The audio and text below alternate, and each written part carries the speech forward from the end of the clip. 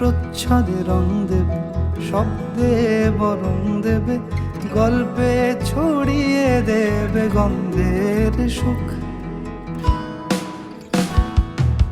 প্রাচীন মহাকাশে আদরে দুকুল ভাসে,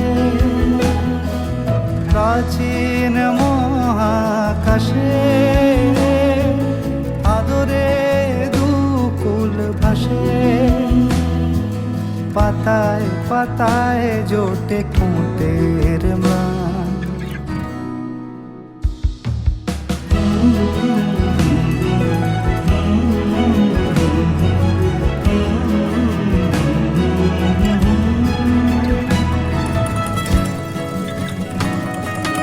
আরো আদিমে গাছে হবে, সূর্য নরম হবে, কান্নার গভীরে দেখি ভাসছে দালান।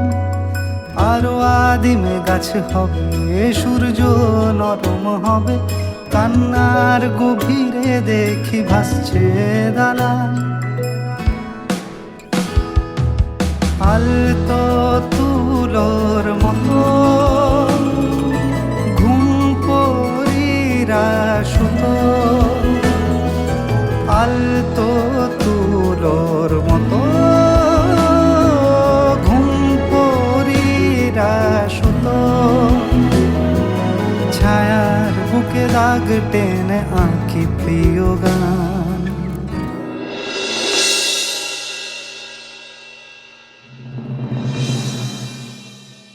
কেন তুমি আমাকে আগে বলনি যে তুমি প্রেগনেন্ট? অ্যাটলিস্ট আমাকে তোমার বলা উচিত ছিল। কেন তুমি আমাকে বাকিদের মতো সারপ্রাইজ দিতে গেলে? যদি তোমার কিছু হয়ে যেত,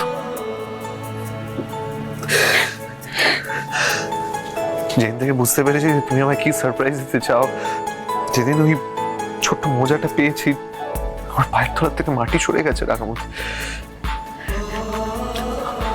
আমি বুঝতে পারছিলাম না আমি কি করবো। আমি এক মুহূর্তের জন্য আমি ঘুমোতে পারিনি, চোখের পাতা এক করতে পারিনি। তুমি কি করছো না করছো সেটা ভেবে আমার পাগল পাগল লাগছিল রাঙামতি।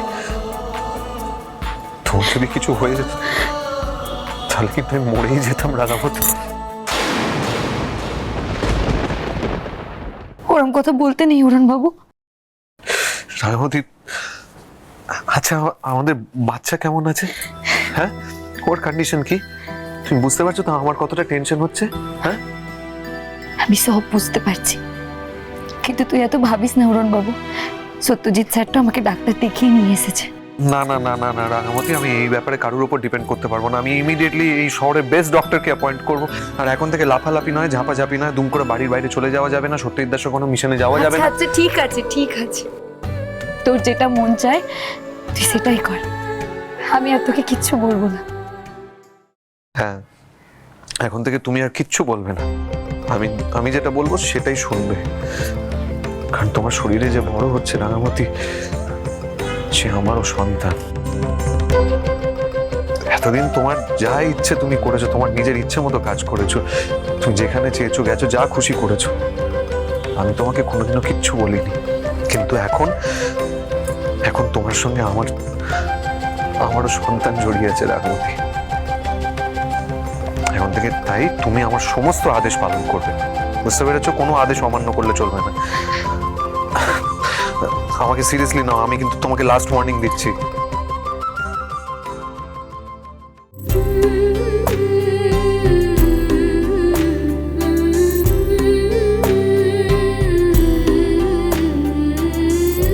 দেখি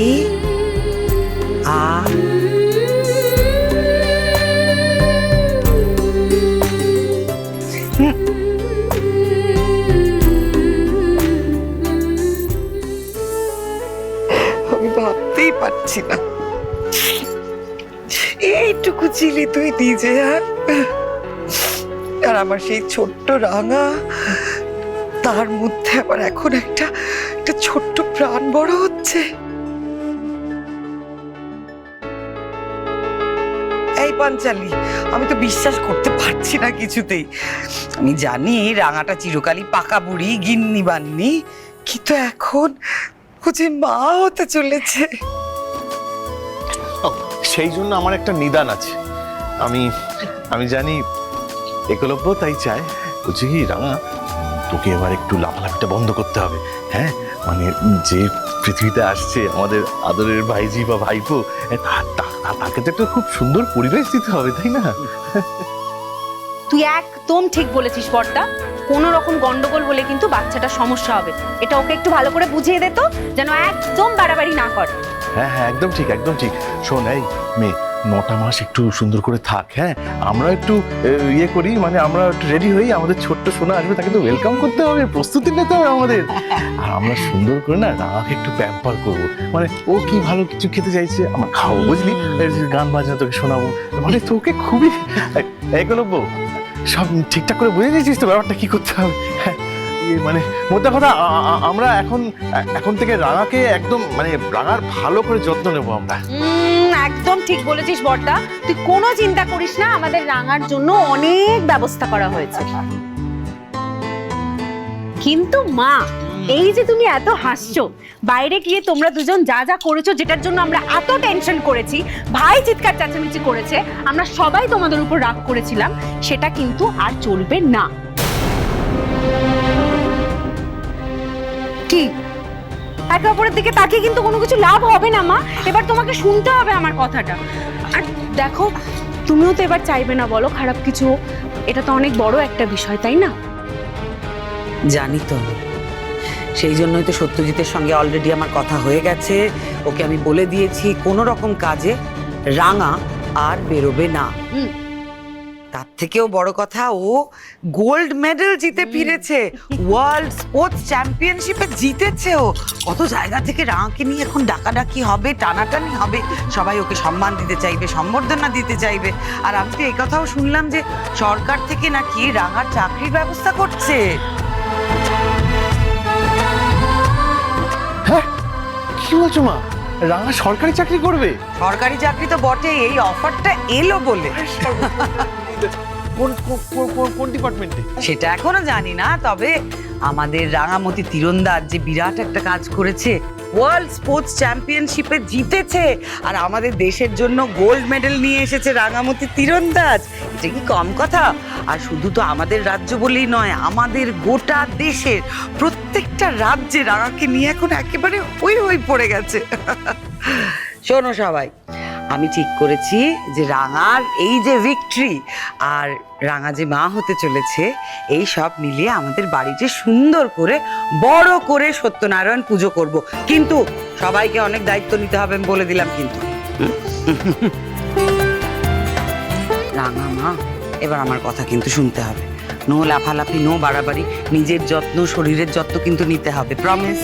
আরে বাবা, তোরা একই কথা কেন এতবার করে বলছিস বলতো? আমি তো সুস্থই আছি, আর তোদের সবার কথা মেনেও চলবো। একদম আমাকে নিয়ে এত চিন্তা করিস না মা, আমি একদম ঠিক আছি। হ্যাঁ, এখনকার জন্য ঠিক আছে, কিন্তু একটু বাদেই রাঙামতি সব কিছু ভুলে যাবে, আবার লাফালাফি আরম্ভ করবে। এসব কিন্তু এখন করা যাবে না, এখন বন্ধ। ওকে? উফ, ঠিক আছে যা, আমি কিচ্ছু করব না, চুপটি করে বিছানায় উঠে বাবু হয়ে বসে থাকবো, তাহলে তোর ভালো লাগবে তো? আচ্ছা আচ্ছা, ঠিক আছে। আমি বলছি কি, তাহলে পুজোর ব্যবস্থাটা করে ফেলি। হ্যাঁ, আই বড়দা, চল চল চল চল চল, পুজো পুজো। আর আমি তো বলছি পুজোটা। আচ্ছা মা, ভালো কথা, আমি বলতেই ভুলে গেছিলাম, আমাকে এবার বেরোতে হবে, আমার একটা ফ্লাইট আছে। ও, তুই তো আজকে ফ্লাই করছিস? হ্যাঁ, আমি ব্যাঙ্গালোর যাচ্ছি, বেশি সময় লাগবে না, আমি আবার তাড়াতাড়ি ফিরে আসবো, 10টা-11টার মধ্যে ঢুকে যাবো আশা করছি। আচ্ছা, সাবধানে। চিন্তা করো না।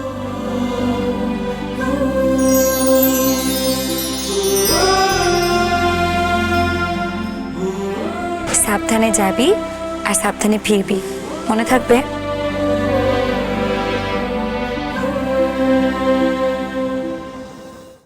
এবার তোমার ফিরে আসার সময় হয়ে গেছে। সম্পূর্ণ নতুন রূপে তোমাকে ফিরে আসতে হবে। রাঙার জীবনটা দুর্বিষহ করার জন্য যে পথে তোমাকে যেতে হবে, সেই পথটা আমি তোমাকে দেখিয়ে দিচ্ছি। তুমি তোমার কাজে লেগে পড়ো, রাঙার জীবনটা একেবারে ধ্বংস করে দাও।